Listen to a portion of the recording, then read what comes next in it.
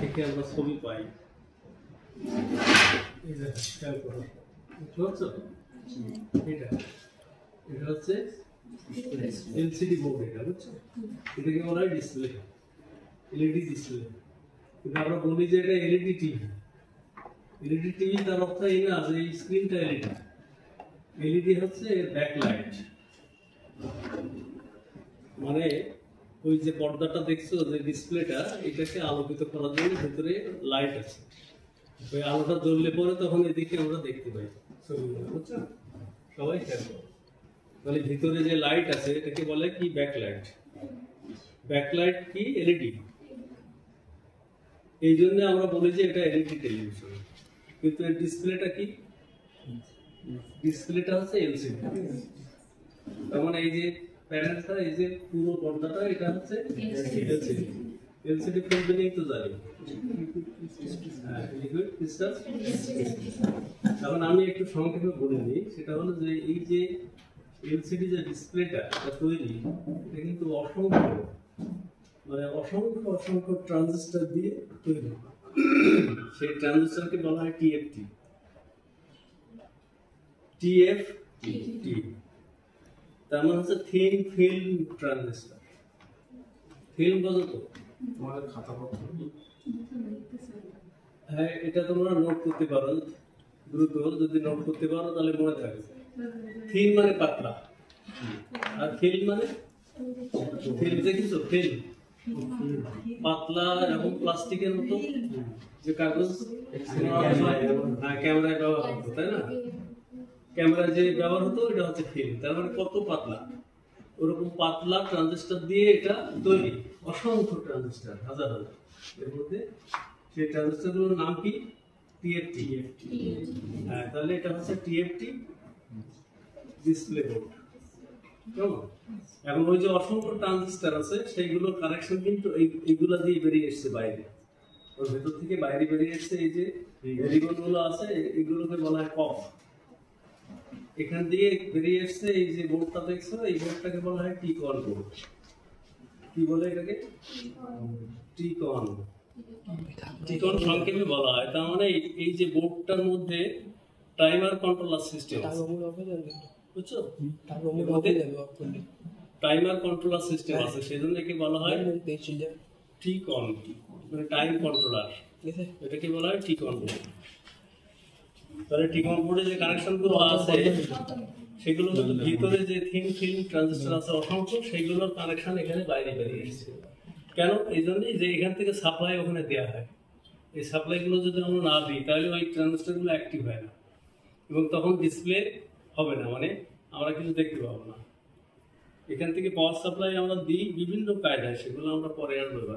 তাহলে আমরা মোটামুটি জানলাম যে এটা হচ্ছে display board, LCD display board. কেমন? এলসিডি ডিসপ্লে বোর্ডের মধ্যে কি কি থাকে?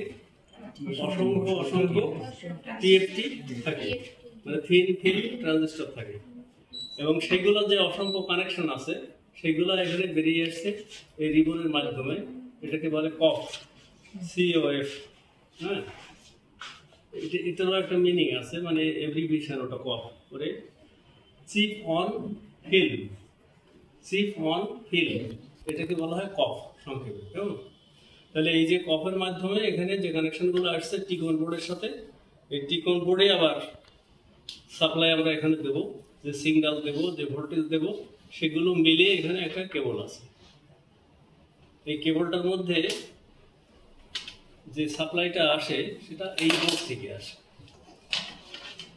এই বোর্ড থেকে আসে, এখানে দেখো এই যে জ্যাক আছে, এটাকে বলা হয় LVDS কেবল। LVDS, হ্যাঁ, LVDS কেবল, low voltage differential signalling.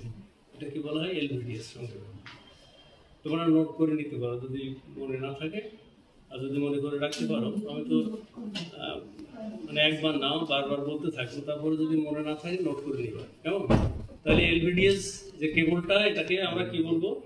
Low voltage differential signal. হ্যাঁ, মানে এখানে যে সিগন্যালটা আসে সেই সিগন্যালটা ভোল্টেজ খুবই কম থাকে। অন্যান্য যে সমস্ত সিগন্যাল থাকে যেমন সিআরটি টেলিভিশনের সিগন্যাল ছিল, কিন্তু ভোল্টেজ লেভেল অনেক হাই। ওখানে যদি আমরা অসিলোস্কোপে টেস্ট করি তাহলে ওখানকার পিক টু পিক ভোল্টেজ যে সিগন্যালের আছে এখানে তার তুলনায় অনেক কম। সেই জন্য এখানে বলা হচ্ছে যে লো ভোল্টেজ সিগন্যালিং। এই লো ভোল্টেজ সিগন্যালিংটা তৈরি করে কার? এই সার্কিট থেকে তৈরি করে। এবারে আমরা মেন সার্কিটে আসি। এটা হচ্ছে মেন সার্কিট বোর্ড, বুঝছো? এটা মেন সার্কিট বোর্ড বা এটাকে বলা হয় মাদারবোর্ড। এটা একটা কম্বাইন্ড মাদারবোর্ড, তার মানে একটা মাত্র সার্কিট। এই সার্কিটের মধ্যে সব কিছু আছে। এর মধ্যে কিন্তু চপার সিস্টেম যেটা আছে, অর্থাৎ এসএমপিএস পাওয়ার সাপ্লাই, সেটাও আমরা দেখছি এখানে আছে না?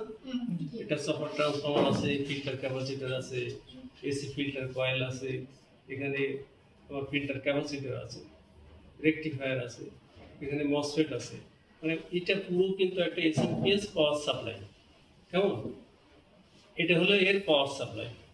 এখন মূলত এর পাওয়ার সাপ্লাই থেকে যে ভোল্টেজটা আউট হয় সেটাকে আমরা কি বলবো? আউটপুট ভোল্টেজ বা এই সার্কিটের অপারেটিং ভোল্টেজ। এবং এখানে যেটা ঢোকবে সেটাকে আমরা কি বলবো? Input voltage. ইনপুট ভোল্টেজটা কত আমাদের লাইনে? কত? 220 ভোল্ট। এসি না ডিসি? এসি। এটা কিন্তু একটা কর্ড দিয়ে, এসি কর্ড দিয়ে এখান দিয়ে ঢোকানো হয়। এই দেখো দুটো পয়েন্ট আছে,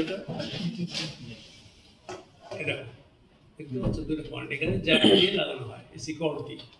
সবাই দেখছো? এটা হচ্ছে ইনপুট 220 এখানে ইন হয়। আর এখানে যে সফার যে সিস্টেমটা আছে, অর্থাৎ এসএমপি যে সার্কিটটা আছে, এখান থেকে আউট হয় কত ভোল্ট? 12। কোনো কোনো টিভিতে 24 ভোল্ট আউট হয়, তবে এখানে 12 ভোল্ট আউট হয়। কত ভোল্ট? 12। তাহলে ইনপুট কত ঢুকছে? আর আউটপুট হচ্ছে কত? 12। তাহলে এখানে যে ট্রান্সফর্মারটা আছে, চপার ট্রান্সফর্মার আমরা যেটাকে বলছি, এটা কি স্টেপ ডাউন ট্রান্সফর্মার নাকি step up? Step down transformer. তাহলে আমরা এখানে ধারণা নিই, সেটা হলো যখন এখানে ইনপুটে আমরা 220 ভোল্টেজ ইন করি, তখন এটাকে ডিসি করা হয় রেকটিফায়ারের মাধ্যমে। এই দেখো এখানে 4টা রেকটিফায়ার আছে, দেখছো? 4টা রেকটিফায়ার আছে। আর এখানে একটা এনডিসি আছে। এনডিসিটা কি বলতে পারো? ফুল মিনিংটা বলতে পারো? Negative negative temperature coefficient. হ্যাঁ, নেগেটিভ টেম্পারেচার কোএফিসিয়েন্ট। তার মানে নেগেটিভ টেম্পারেচার তার মানে কি? পজিটিভ হলে কি হতো? যে যদি ভোল্টেজ অ্যাপ্লাই করার পরে ওটা গরম হতো তাহলে তার রেজিস্ট্যান্স বেড়ে যেত, এটা হচ্ছে পজিটিভ টেম্পারেচার। আর এটা কি হয়? হিট হলে কমে যায়, তাহলে এটা হচ্ছে নেগেটিভ টেম্পারেচার। ক্যারেক্টারিস্টিক সম্পূর্ণ উল্টা, বুঝতে পারছো? তার মানে এটা যদি হিট হয় তাহলে এর রেজিস্ট্যান্স কমে যাবে, কমে গেলে তখন কি হবে? কারেন্ট বাড়ে এই সার্কিট। তো এখানে একটা এনটিসি লাগানো আছে, অর্থাৎ এই সার্কিটে যখন লোড বেশি হয় তখন ও লোডটা এখান থেকে ডেলিভারি দিতে পারে। এই চারটাকে কি বলে? Bridge rectifier.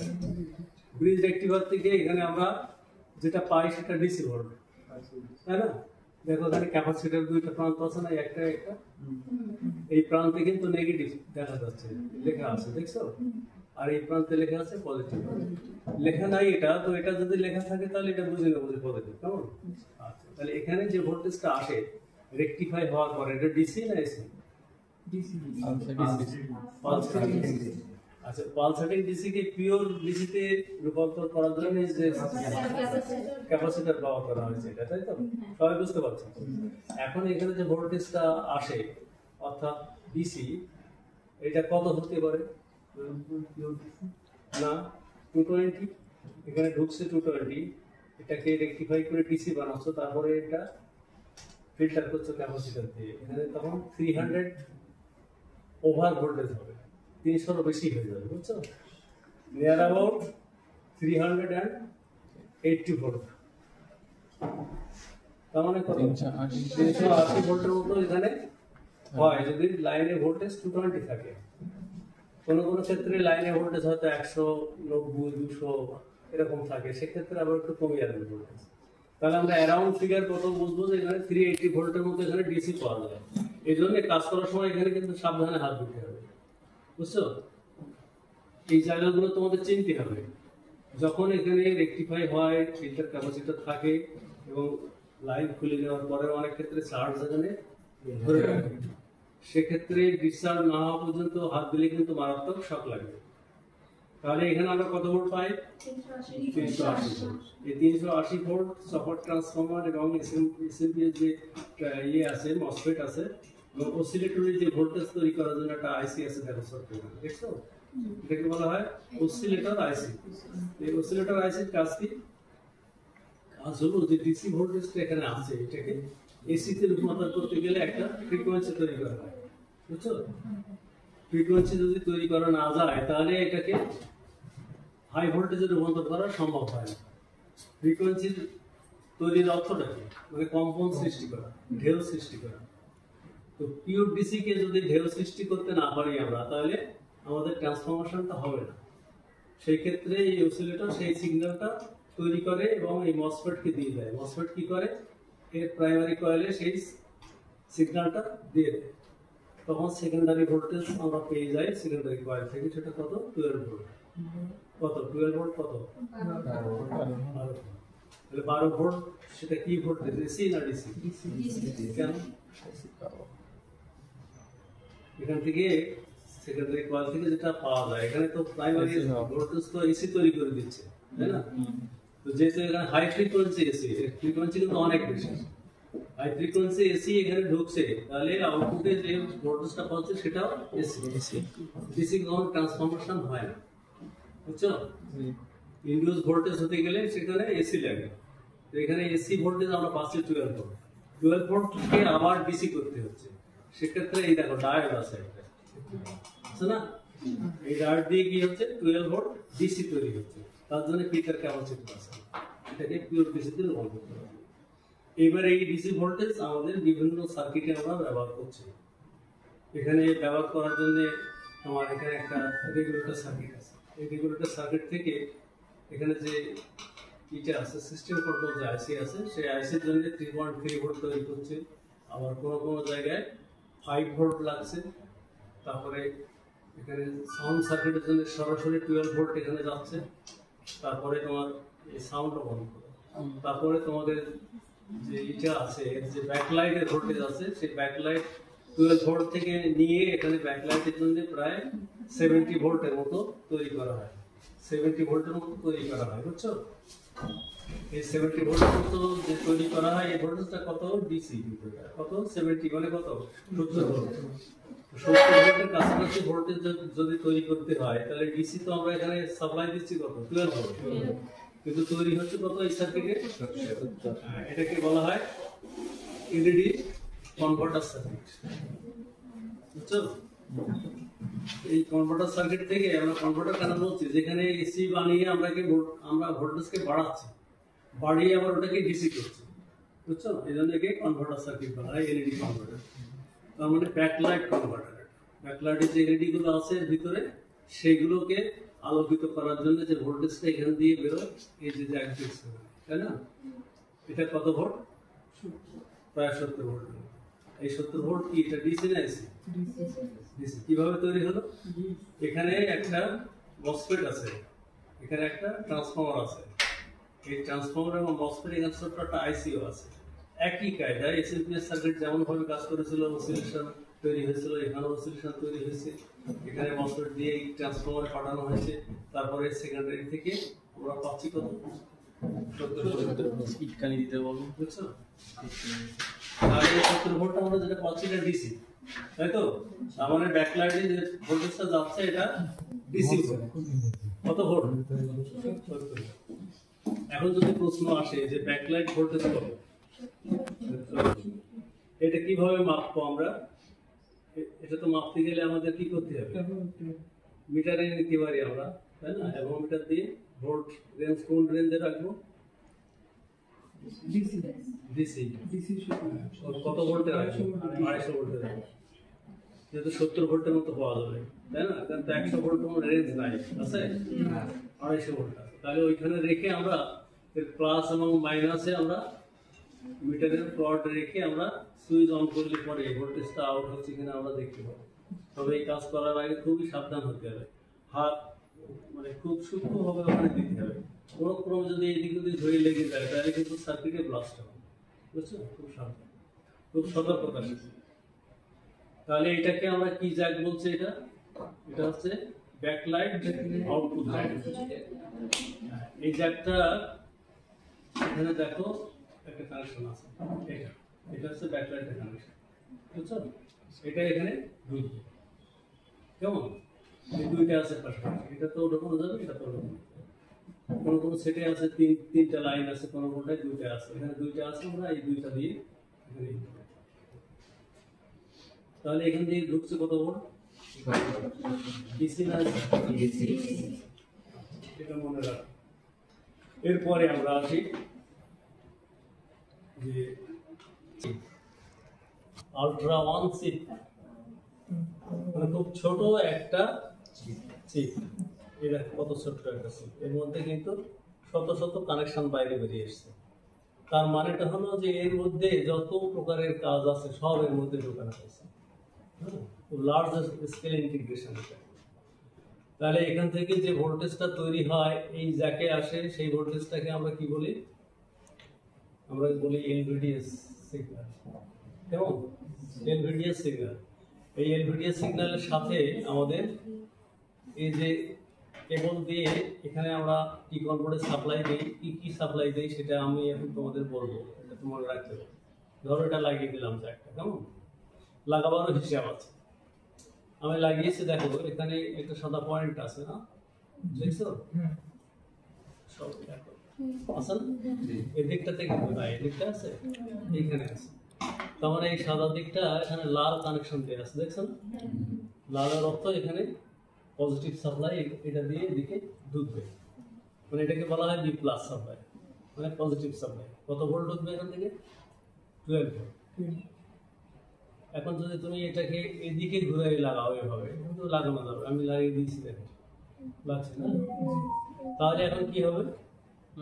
এখানে ভোল্টেজ এই লাইন দিয়ে আসতো, এই তার দিয়ে যে ভোল্টেজটা আসতো সেটা আছে এইদিকে, তাই তো? এখন তুমি যখন ঘুরাই দিলে তখন এই পজিটিভটা এখানে না এসে পজিটিভ সাপ্লাইটা এইদিকে চলে আসে। এদিকে চলে আসলে কি হবে? এখানে টি কনভার্টারের যে আইসি আছে সেই আইসিটা নষ্ট হয়ে যাবে এক মুহূর্তের মধ্যে। সাপ্লাই দেওয়া সুইচ অন করবে, তার মধ্যে শেষ। বুঝতে পারছো? তাহলে এটা লাগাবার সময় কত সতর্ক হতে হবে,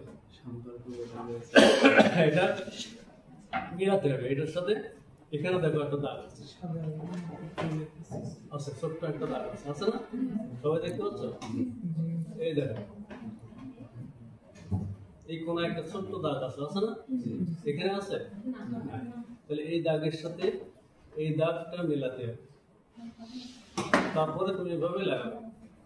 তাহলে এখানে যে আমরা লাগালাম, লাগানোর পরে এই যে লাল তারটা দিয়ে চলে আসলে এখানে দেখো লাল তার, এই লাল তার দুইটাই এখানে সাপ্লাই কত আসবে? 12 ভোল্ট আসবে। আর পাশের দুইটা কালো দিয়ে কি আসবে? মাইনাস, অর্থাৎ নেগেটিভ ভোল্টেজ। এখন এখানে যে নেগেটিভ ভোল্টেজ আছে, এই নেগেটিভ ভোল্টেজটা কিন্তু প্রত্যেকটা গ্রাউন্ডের সাথে, মানে বোর্ডের সাথে লাগানো। বুঝছো?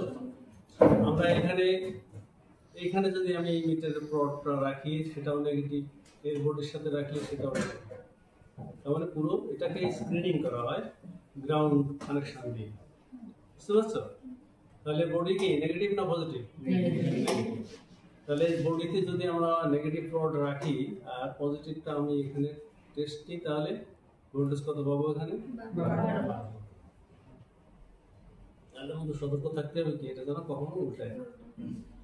এখন আসি যে এর মধ্যে এলভিডিএস সিগন্যাল কি আসে, এগুলো কিন্তু মনে রাখতে হবে, একটু কেয়ারফুলি শোনো। এর মধ্যে আসে কি? RGB, কি? Red, green, blue colour signal আসে। কালার সিগন্যালের মধ্যে একটা মাইনাস একটা প্লাস, দুইটা অপশন আছে, বুঝছো? তাহলে আর প্লাস আর মাইনাস, তারপর B plus B minus, G plus G minus, ঠিক আছে? এরপরে আসবে সিঙ্ক্রোনাইজিং সিগন্যাল। তাহলে সিঙ্ক্রোনাইজিং সিগন্যালেরও প্লাস মাইনাস আছে। এরপরে কি আসবে? ক্লক পালস, সেটারও প্লাস মাইনাস সিগন্যাল আছে। আর ক্লক পালসের পরে আসবে SDA, বুঝছো? মানে সিরিয়াল ক্লক আর সিরিয়াল ডাটা এই দুইটা জিনিসের মধ্যে ঢুকে। এই সিগন্যালগুলোকে সব মিলিয়ে আমরা বলি যেটা এলভিডিএস। কেমন? তাহলে আমি যদি এরপরে জিজ্ঞেস করি তোমাদের যে এখানে কি কি সিগন্যাল ঢোকে, তো কি বলবো? মনে করি